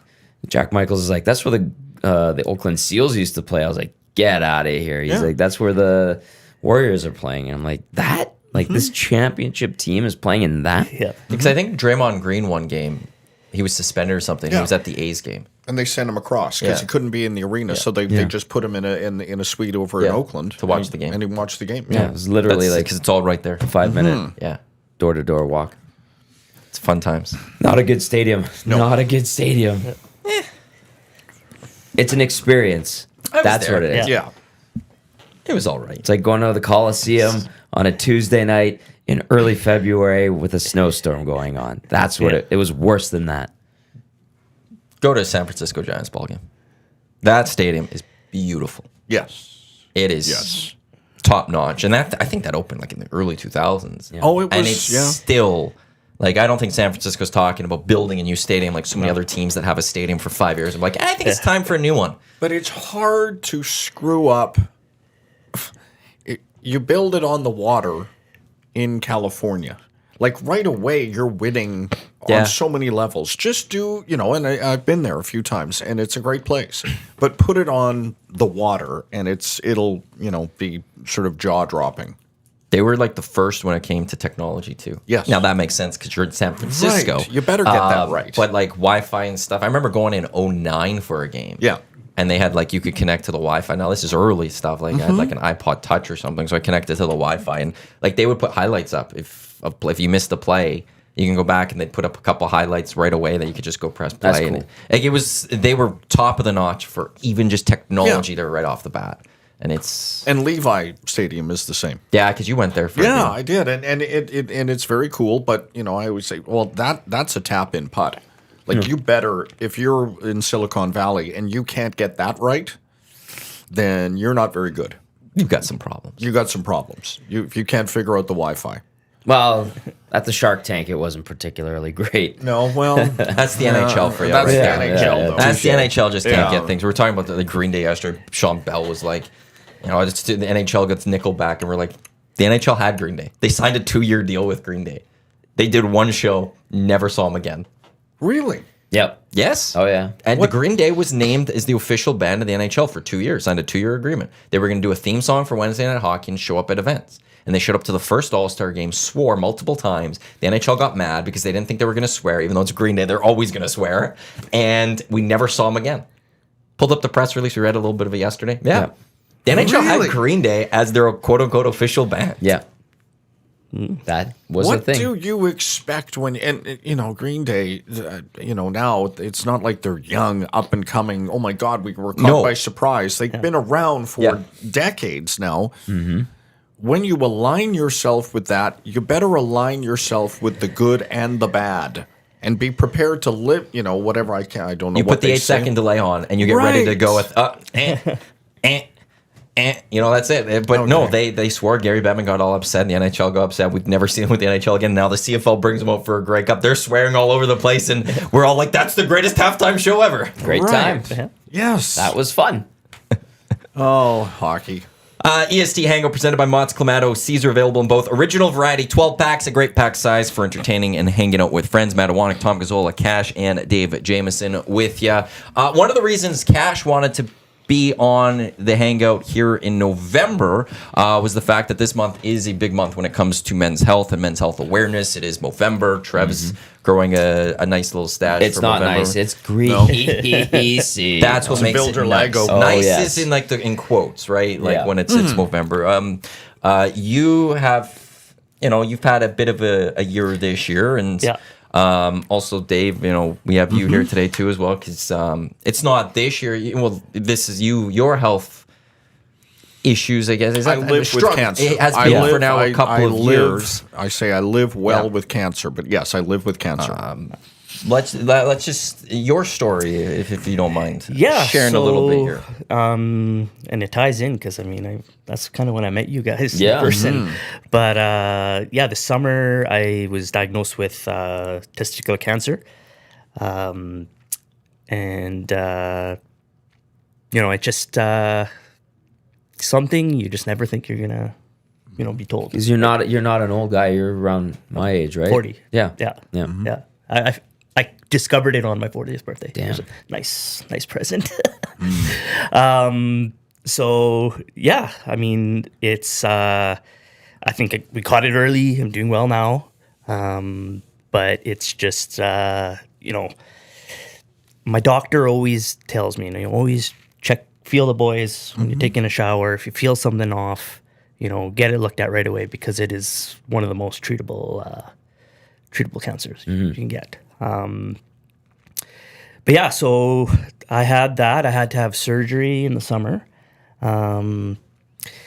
And the day I found out was the day that you guys got let go. Well, it's a weird story because Yeah. we showed up to BP's at West Ed. We're in scramble mode, kind of. We're just like, and then you were just showed up there, and then Well, we realized our problems that day weren't that significant. Well, right? I was probably at some point more choked that the station was gone. No. I was lost. Because that morning, I dropped my daughter off at daycare, got her inside, came out, and the station's playing this music. And I'm like, what's going on here? And playing around. I'm like, are they on a break or whatever? And Well, we were. Eric and I were. Yeah, essentially it was a And, break. it never ended. a really then, long one. then the Long message break. comes on, that standard message, and I'm sitting in my car and I'm just devastated. And I call my wife and I'm like, I have some bad news. She's like, I thought your appointment wasn't until 3:00. She's like, no. I'm like, the station's gone. She's like, okay. And I'm sitting outside of the daycare probably for half an hour in the car, in the truck, just shocked. Yeah. So yeah, that was that. And then I had my ultrasound that day, so that's that afternoon. Yep. That's kind of when I knew pretty much that I kind of had an idea that it would be a cancer. There had been a couple things that my doctor had ruled out already. So that was in the same complex as the BP. So I had my ultrasound, and for those that have never had one, usually the process is ultrasound technician will take images, and there's always a radiologist, the doctor, reading the images in the back, but you never see him. And so after they take all the images, they go back, they show the radiologist, making sure they took all the right images. Then that radiologist will send the report to the doctor, and the technologist will come back in, and you're on your way.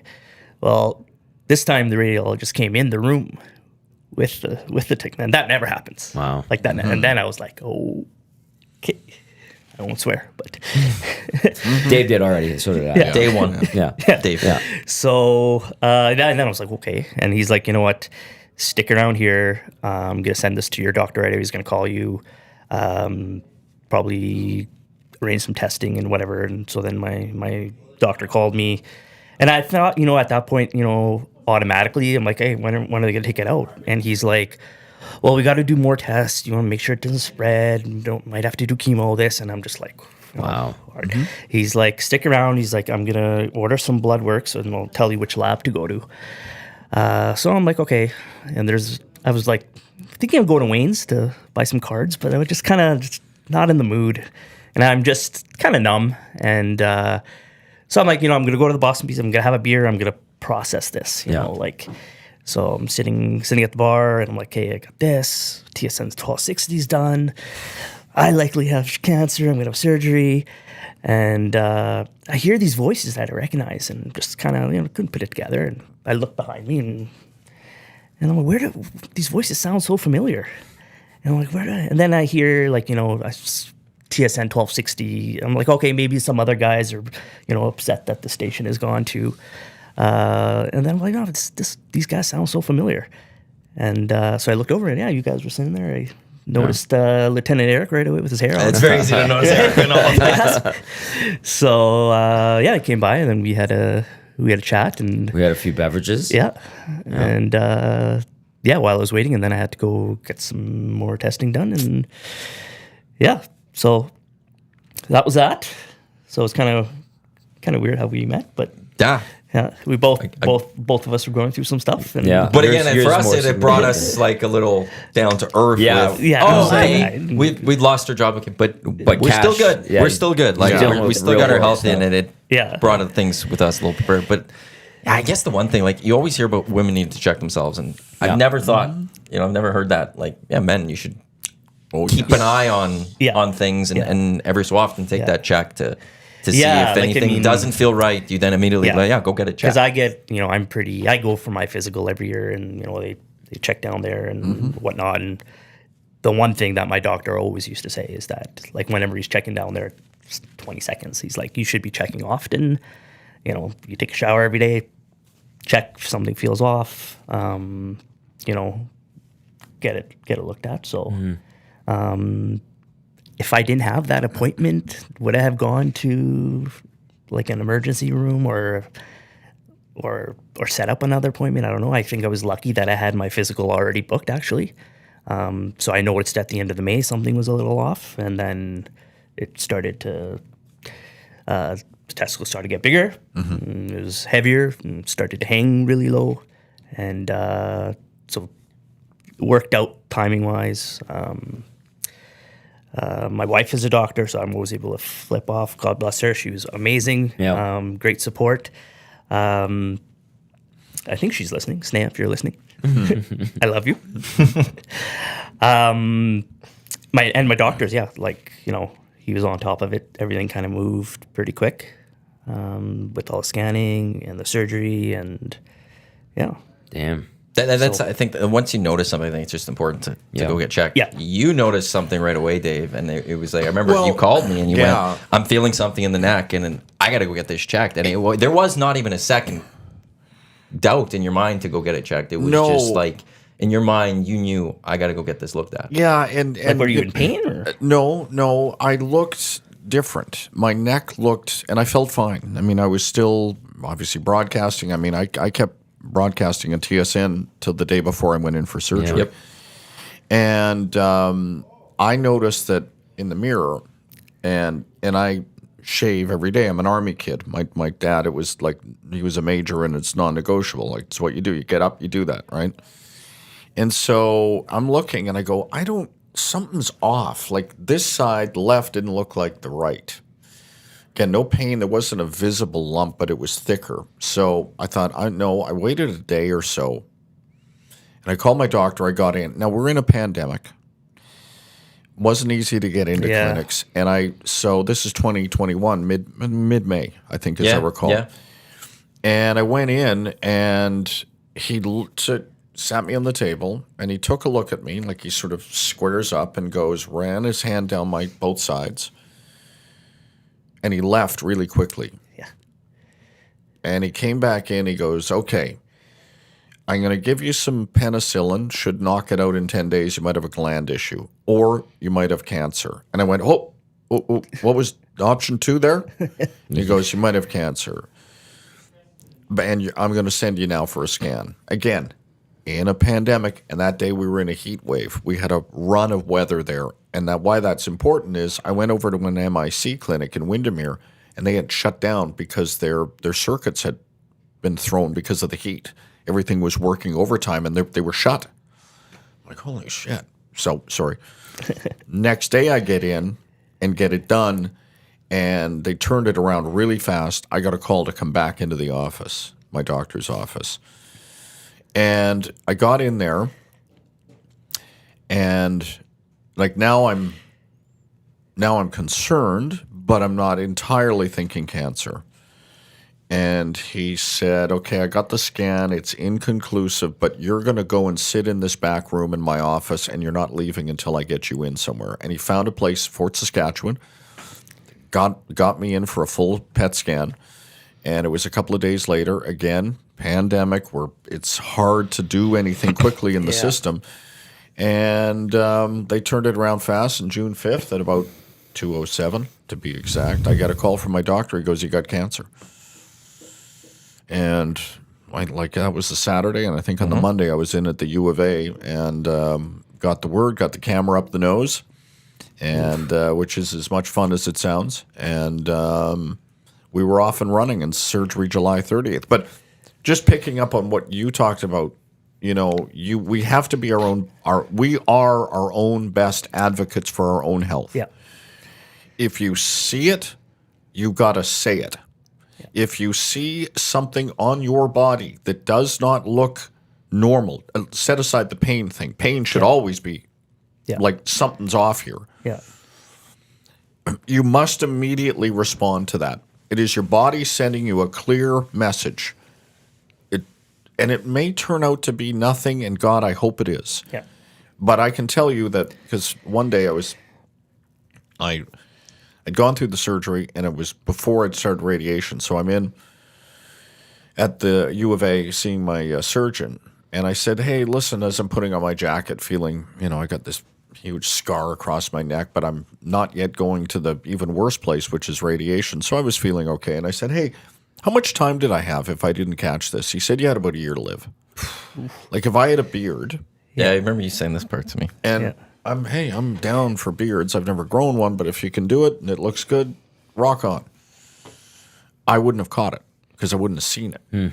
And I probably would have got to a point where then it would have been.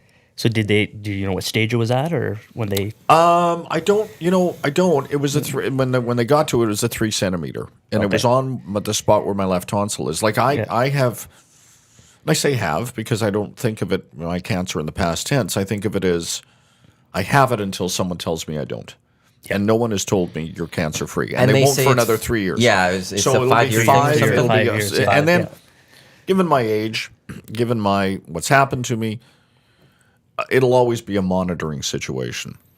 And so every 6 months, it's good, the camera up the nose, and we just look and see how if it's moving. And if it were going to return my cancer, which is HPV, my cancer is, I believe, the only cancer you can have a vaccine against. And HPV cancer is the sexually transmitted cancer. And when I got that diagnosis, I'm like, well, And he said, might have been in you for 40 years and just looking for a place to go. You might have had that traveling with you for decades. And I'm like, okay, interesting. And so it's becoming, sadly, more increasingly common. But the vaccine was, and I think I've got 2006 is correct. And now it should be part of every boy or girl's medical protocol. You just get it. So it is actually something you cannot have. Yeah. But I'm of an age when we didn't have that. Yeah. So that's what you. But again, advocate for your own health. You must. You can't count on your partner to be, and you're married to a doctor. So if someone's going to spot something that's off, you're in a really good place. But No, and with this, I know it's tough. The system, there's a lot of waiting and whatnot, but you have to advocate for yourself because no one else is. And if you can't get in to see a doctor, like do whatever can, call another one, go to a walk. Right. Like nobody's going to follow you or make you go. You have to do it on your own. Yeah.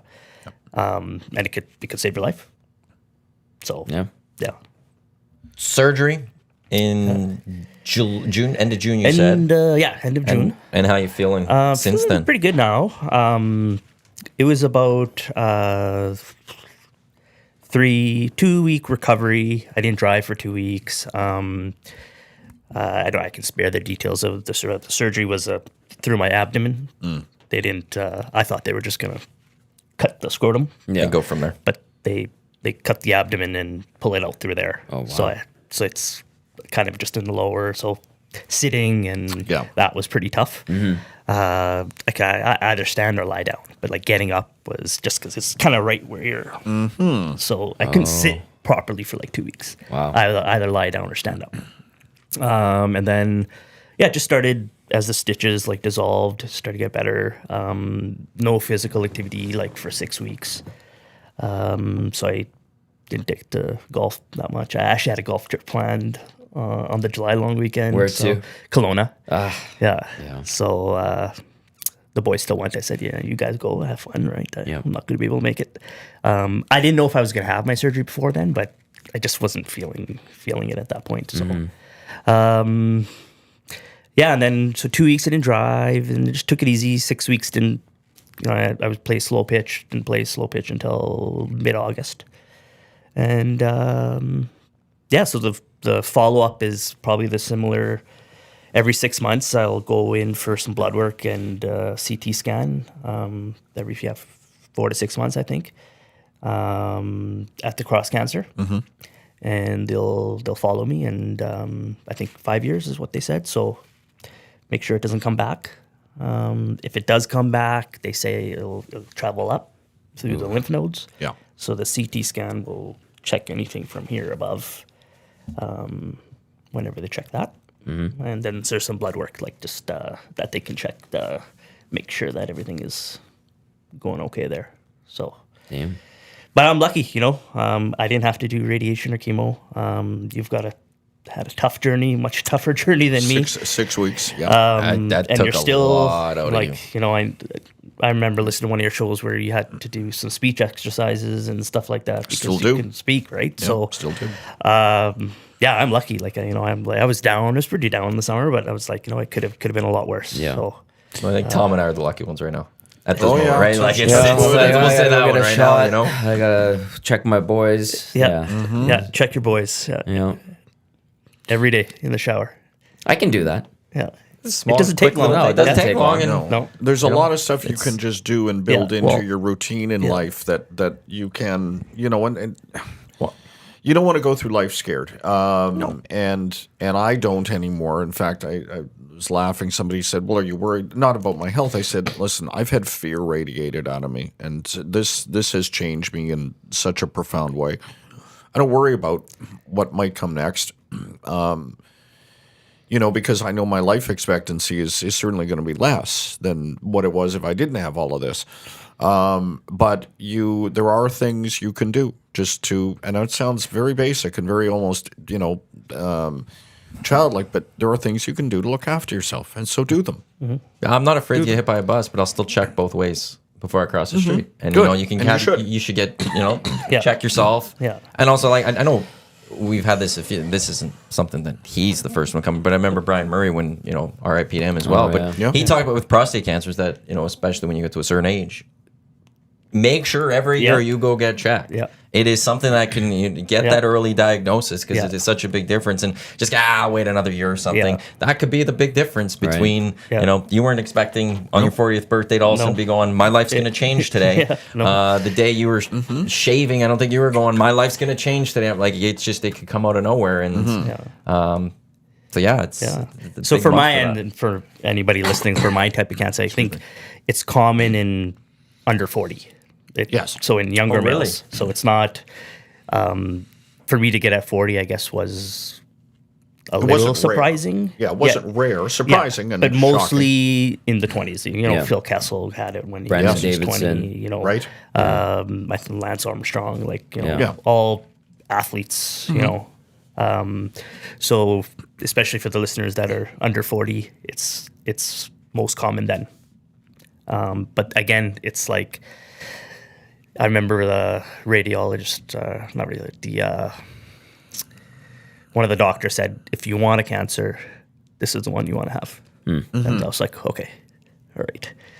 So, Which is just a not weird that thing. you want Which is- cancer. Right, well, I mean, It's just a No. weird thing, but it is like when It's you like hear if you someone want has one, cancer, you're like, is that a good cancer Yeah. or not? And it's like, well, there's no such Yeah. thing as good cancer. Right. But there is It's that in word, your mind, right? I had known along the way, along the appointments, even after the ultrasound, which was pretty much confirmed. But until I saw the surgeon and he said cancer, at that I was like, oh, like I was just, even though I knew 99% I knew, but until he told me I had it, then I was like, I remember that day, it was just like, they had me fill out forms and my hands were shaking. And then my wife took me for lunch. She's like, you're not speaking. And I'm like, yeah, just that word. It just scares the living crap out of you. Yeah. But then, going on and said, this is the cancer you want to have if you want to have one. So, yeah. So that's Doing my well, though? story. I'm doing Yeah, good. doing well. Thanks for letting You me look share. great. Of course. Yeah, just for anybody else, any questions, reach out to me or Well, a lot of love these for guys. both of you in the Nasty Chat right now for thank sharing you. your story and people saying great hangout today. And surveyor Brett in also adding always get it checked. And if you have to really force your doctor or dentist to review it is important. Yeah. My wife knows this all too well, and his wife Yeah, has I been know. Yeah, he's- going through a she's lot. gone through So quite a bit, she's doing so- extremely well, hopefully, and that Yeah. continues. Brett and I but we share some stuff back and forth. you and I've had this discussion at one point. The dentist is one that is also important for this too. Yeah. Like people think doctor and that's how you can get cancer diagnosis, but going to see your dentist on a regular Exactly. basis also is important for diagnosis or detection of It's cancer. not just about, they say the eyes, and there's another thing. yeah. I went to get my eyes checked. I've done it 2 years in a row because of the kind of cancer treatment I've had, head and neck. So I wanted to make sure that my eyesight hasn't been impaired or changed materially. So I did one earlier this year, and I'm going through all the various tests that you go through now. And the doctor said, "Would you like to see?" Because I told her she knew my diagnosis and what I'd had, and she said, "We're finding more and more cancers when people are coming for eye tests." Yeah. Oh, that's true. And so I was looking at the screen. She goes, "No, you're all clear, and there's nothing connected here Yeah. to what you've had." But yeah, the dentist eyes and teeth are. It's odd, but it is kind of a window into your physical being, and it's not just about getting those teeth clean. It's about what's in there that might be. We got an issue that's deeper. I was with a guy. I work out at Alberta Cancer Exercise, which if you were out there and you're, depending on where you are in the process in your recovery, it's at Corbett Hall at the This is University of ACE. Alberta, ACE, Alberta Cancer Exercise. And it's a phenomenal program. I owe them essentially my life or my well-being to this point. And I met a guy last week. He saw me across the table, or he was on intake and they were doing testing, and he looked across and you could see, because some days my neck is you can really see that I have this big scar. And he said, "Oh, I could see your scar. Head and neck?" I went, "Yeah, head and neck." So I went over to talk to him, and he also had a big scar, a little longer than mine, but I think he healed better. And we get talking, and I said, where are you at, brother? And, how's it coming? And his speech, he'd had, and I'll spare you all of the gory details. Well, I got to give you some, because it tells you the depth of what this gentleman had gone through and is going through. He'd had almost all of his teeth removed. Oof. Some of that is he said, "Hey, I was a heavy smoker. I'm a plumber. I do a physical job." Okay. Then he got this cancer, the head and neck. So he's already, got this issue. The surgery was mine, but then they also removed a good portion of his tongue. Oof. Like I have base of tongue, which is not part of the tongue. They removed my base of tongue, which affects my swallowing, right? But so we got, you get, there's a camaraderie, there's a kinship, there is a fellowship, and a genuine love, I think, between cancer patients. And certainly because you can look that person in the eye and it's no longer abstract. He and I can chat, and we do Tuesdays and Thursdays, and it's like, okay, how you doing? What'd you have this week that tasted good? What did you get down? What could you keep down? And those are the conversations you have, right? And you can't have that with anyone else but a fellow, and I mean, obviously you and I can relate, and I'm hearing some of my story, and you may relate to some of mine, but, sitting there in this, the basement of this old building at the U of A, and you go, wow, I wasn't looking for perspective today, but I sure got some right there. Because I have bad days where I go, God, I always say the 3 worst times of my day are breakfast, lunch, and dinner, because I got to figure out what I can keep down, what I can get down and keep down. Every day I go through that. It's stressful. And it's a swallowing issue. You can't produce saliva. Well, that's a challenge too. It's better than it was, but I also, and Matt was right there. I mean, to get through 4 hours of stimulating sports talk was a At least this wasn't this Oilers season, was a physical drain every day, crushing. Yeah. I'd go home and have to lie down, like to sleep again, because it takes everything. I'd be driving to the station, I'd lose my voice. I'm like, I need this in about an hour. Yeah. So where are you?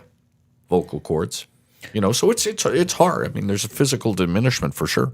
Yeah. You had John Sexsmith and Bryn Griffiths that were huge helps. Yes. Through your time. Yes, because you can't get advice from people that have never really experienced it. Like I can't give you anything on how to go through it. I don't know what it's going through. Did you have people that were huge to you for your time? Yeah. Obviously, like I mentioned, my wife, just because she's the support there, but her being a doctor, I think, she was able to ask more of the right questions on all the appointments.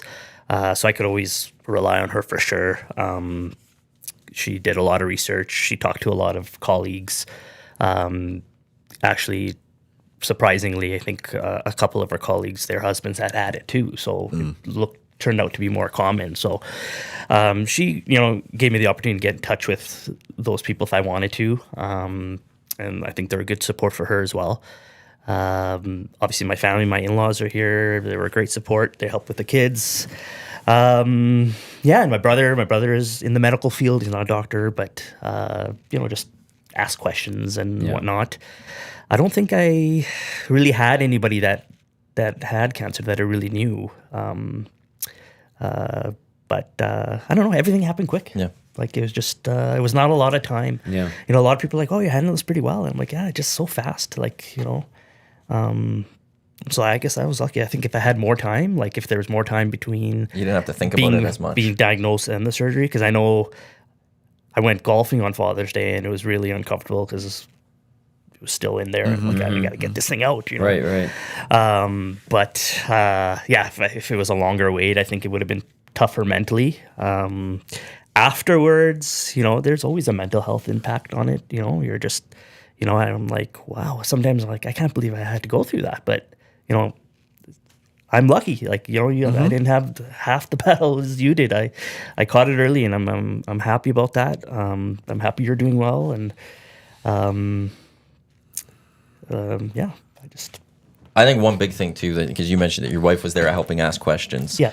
You had someone join you to also ask questions. It's, I think, important to bring someone as you're in shock or something, or you might not think clearly about I did what questions you need to ask, and having someone that could also help there just to ask a couple, whoever. It doesn't have to be someone obviously in the medical field, but just having someone who could also help and direct the conversation and gets a little extra answers, a little more clear-headed, if you will. Exactly. Maybe. And what I did with my friend Holly was to say, look, I'm going to be in a place where I'll be listening and engaged to the best of my ability, but there's going to be some things that I'm just not going to catch, and I'm not going to do a good follow-up question, because you're again, and I'm trying. I went to one with the surgeon, and then there was one with the one with the oncologist, and that was actually the where I really needed, because it was actually going to be a day of celebration. I needed a feeding tube inserted through my nose. Here I am with the more gory detail, because I was losing so much weight. They were worried I was going to become anorexic. So I had this feeding tube inserted, and I was in there for 2 months, and it was not, I mean, God, it was the only way I was able to kind of get nutrition into me. And I, so the big day was, okay, we're going in, I'm going to get this thing out. And they did it, and it was, I thought it was going to be a day of celebration, but then I had a nosebleed that was so bad, I looked like I'd fought both Ty Domi and Bob Probert on the same shift. Like I was leaking in a way that was, I don't know, it was biblical. Like it was just coming out of me, and they just kind of wrapped my head in ice, and I lay there for a couple hours, and we got it figured out. But it was, I needed questions asked. And because I wasn't in the right frame of mind to, be jotting. Oh, and you say it really okay, and I'll be doing what? I needed someone, and that's really important. Yeah. If you get into this process, and God knows, I hope none of the people watching today do, but bring an advocate. And it may not be your partner. It may be someone who, you've got a wife as a doctor. That's great, but not everybody does. Yeah. But someone who can go and be your advocate in those meetings. You got to have some help along the way. Well, it's funny how you say it. So obviously with the testicle cancer, being a male, you're like, what's it going to look like after, even just body image stuff, that I'm still kind of deal with. So a couple times go to the appointment, and, doctor explains everything, and he asks me, do you have any questions? And I'm like, can you put a fake one in after? And my wife's just like, you have to ask that, and she's asking more medical related questions, and I'm just concerned about, when can you put a fake rubber one in, or what happens? It's all about symmetry, right, Kash? So she was just laughing. She's like, you can't be worried about that right now. But it was a good laugh. Like, and the answer to that is they can really. I thought I wanted it, but they couldn't do it at the time of the surgery due to infection. But I do remember right before I was going into surgery, the surgeon came, and I asked again, and my wife's just laughing. She's like, "You're surgery. Don't worry about the fake one now." And then I asked him, like, well, is it going to look different? Like, he's asked, do you have any questions? Right, How are you feeling? And all my questions were like, so is one going to hang, is it going to hang lower now because I'm going to have one? And just like, what's it going to look like? And my wife just shaking her head. She's not going to lie to you, I would ask those questions. Yeah. But I want to just add something to what you said there. And if you're watching and you think, well, that's kind of vain and only women worry about their appearance. That's wrong, by the way, just so let's get clear on that. Men do care, like however, they may dress or present themselves. But looks do matter. And I know in my case, I was, because it looked like, I'm still paralyzed here, and I will be for the rest of my life. Like, I can feel it if you touch me. Yeah. Sort of. But I looked like I'd suffered a stroke. And I was really concerned. I remember one day I broke down, and I'm like, I think I said these words. I went, I used to be a good-looking man, and now look at me. And I wasn't kidding when I said that. Like, that wasn't me going, but I was, because I look at myself in the mirror, and God, I'm the only person that said, thank God there was a pandemic, because I wore a mask. I had to. Yeah. But to cover up the feeding tube, to cover up the fact I looked like I'd suffered a stroke. And the scar. I was turtleneck guy for a while because I was ashamed of how I'd looked. Yeah. And that's not just women that and people there. That's a fallacy. No, yeah. We care about how we look too. Yeah. And it's something sensitive down there. I've had the boys for 40 years. Mm-hmm. I've known them as long as I've been around. I grew up with them, and I'm losing one of my brothers. They're the only ones you know. They're the only ones you know, and now it's different. Yeah. So and it's good to laugh about it. To be honest, it really helped. Really helped kind of make things go easier. But it is. You're right. Advocate. Have somebody there, even if it's not your spouse, somebody that can ask the right questions. And if you feel like you need to talk, because even though people, friends and family have good intentions, they are not trained to be psychologists. Yeah. And I know that was one of the best moves when one of the residents who was treating me at the Cross said, "You okay?" And I went, "No, I'm not." And she goes, "Okay." You know, and I ran through some things that I was thinking and feeling, and she goes, "Let me connect you with our counseling." Yeah. And then I did virtual counseling, and it was really the thing that I will carry with me to the end of my days was I'm doing the session and I'm going back and forth with this counselor, and I said, "Why am I so angry?" Like I was just really in a bad place. Like I'm just now life's different, and I look different, and I'm 136 pounds at my worst. Tell me I've got something, great. Everyone says, "Yeah, but you survived." I'm like, "Well, I'm not so sure I'd take that deal again, And he goes, "You're angry because of a loss." And I said, "What do you mean a loss?" He goes, "The old you. That's gone. Like that in essence is a death. The guy you are today is going to have to be different. And it's not going to be easy, but you're going to have to figure out, like, you're not that guy."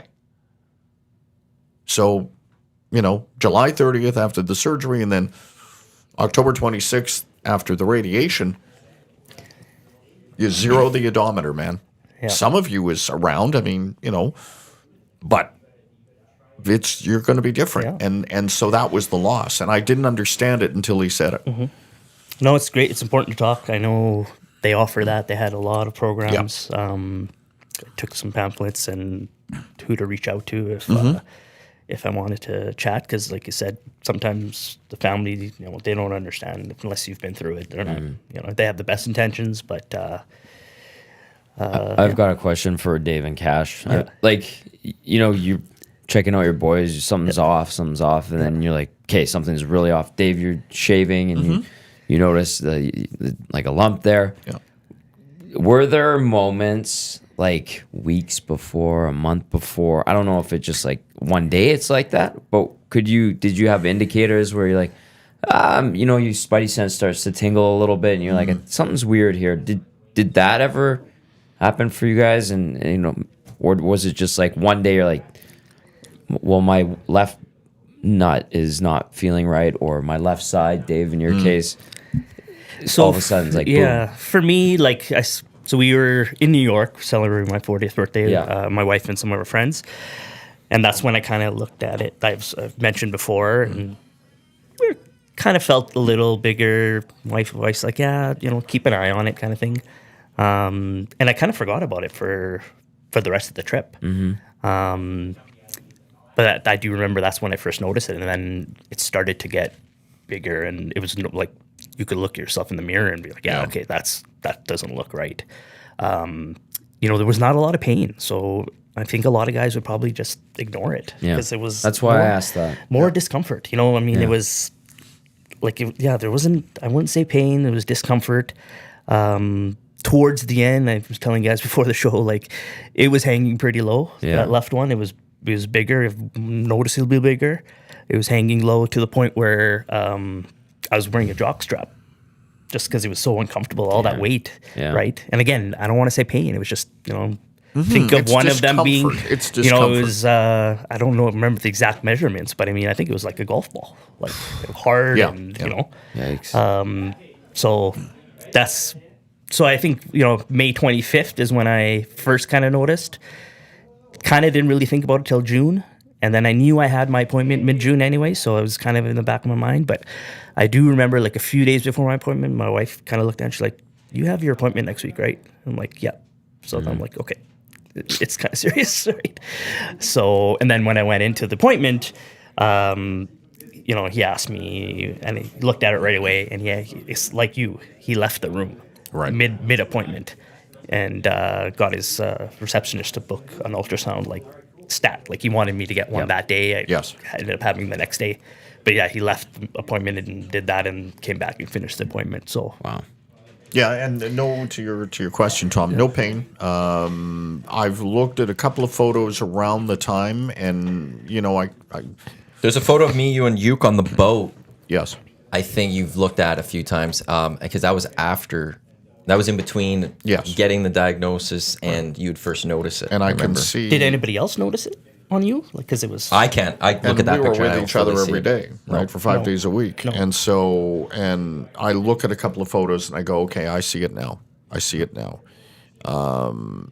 But, it's, it was not pain. It was not driven by an obvious, it was just a thickening. It was just me looking at myself in the mirror and going, something is off here. No one knows your body better than you. Yeah, And when that's you the know essence of it. something, Yeah. you know when something just wasn't what it once was. Yeah. Or Right. it just feels a little different. You know your own body. Yeah, and you have to be, and I know everyone is tired of hearing about, like, you got to put on SPF at minimum 30 or 50. And I have to be really careful with my skin now too, right? Because of radiation. Like, I've had all the fluoride radiated off my teeth. So I take my teeth really seriously. Like, when I'm talking about, I was just at the U of A. And I'm that patient. Like I'm God, that weirdo is in again who flosses 3 times a day. But the doctor came in after a cleaning and he goes, "Would you mind coming back and speaking to my patients?" And I said, "What do you mean?" He goes, "Well, I had a guy that hadn't cleaned his teeth in 5 years and was pissed off that, I was going to have to do whatever." He said, "People don't look after themselves." No, I mean, some do. I go to the other end because I have to now. Right, I have to take my oral health really seriously, my skin health. I've got to wear SPF 30 or 50 or whatever it is every day, even in Edmonton, because I've got to be, I've got to be careful. I'm now vulnerable to that stuff. Cash, Dave, really appreciate you guys sharing Hey, your story. thanks, November, guys. November isn't just about crazy mustaches. It is to No. awareness for men's health. And, there is this month is prostate and testicular cancer is a big one, men's suicide and all that mental health part of this, but all sorts of it. So I think part of the stories we've learned today is, check yourself. Keep an eye on it. If you notice something, don't be afraid to say something. Don't be afraid to go get it checked out. And there's a lot of help and a lot of support always for you if you ever need something. But gentlemen, thank you for sharing the stories. Thanks for having me. Thanks for coming in today and talking some sports prior to that as well. We do got an Oiler game tonight. Oilers taking on the Hurricanes. Tom Gazzola and Dustin Nielsen have the Oil Stream at noon as you guys will get set for the game. But then Tommy, you'll be at Boston Pizza Kingsway for the Oil Stream pregame and postgame show. I'll be by. Yeah, absolutely. But you're doing the show from there. We'll so be on location. EdmontonSportsTalk.com on TuneIn or right here on YouTube. You can watch Tommy live from Boston Pizza's Kingsway location, or you could just come show up and watch him in person and see that lovely hair. Up close and personal. Stop it. Coming up next, it is the Lock Shop with Dusty and Huss. I will be on with Huss's show, Winnipeg Sports Talk, later today to rant about the Canadian men's national team, which very good. I didn't get into that today because I would have you guys could have just went away and I could have talked for 2 hours. So I will be on Winnipeg Sports Talk later today. But again, Oil Stream coming up at noon with Tommy and Dusty. Up next, it is Dusty and Huss with the Lock Shop.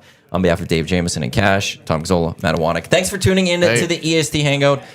Make sure you keep checking yourself and speak up if you notice something. Lock Shop coming up next.